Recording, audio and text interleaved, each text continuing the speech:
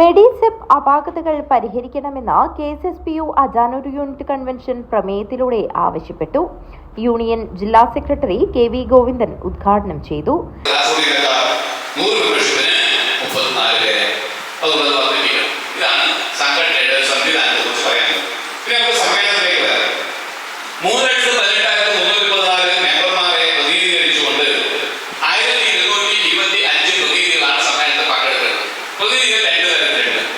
ഒന്ന് മുൻപക്ഷത്തെ കൗൺസിലർമാർ, പിന്നെ ഒന്ന് തലപക്ഷത്തെ കൗൺസിലർമാർ. മനസ്സിലാവുന്നല്ലോ.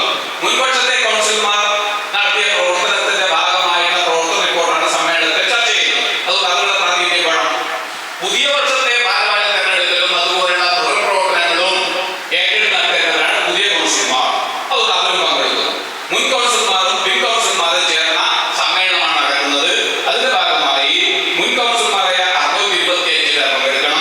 പുതുതായി സംഘടനയിലേക്ക് വന്ന 10 അംഗങ്ങൾക്ക് ചടങ്ങിൽ വെച്ച് സ്വീകരണം നൽകി. കൂടാതെ യൂണിറ്റ് മെമ്പറായ കിഴക്കുംകര പുള്ളിക്കരികാളിയമ്മ ദേവസ്ഥാനത്തിലെ കുമാരൻ വെളിച്ചപ്പാടിനെയും ആദരിച്ചു.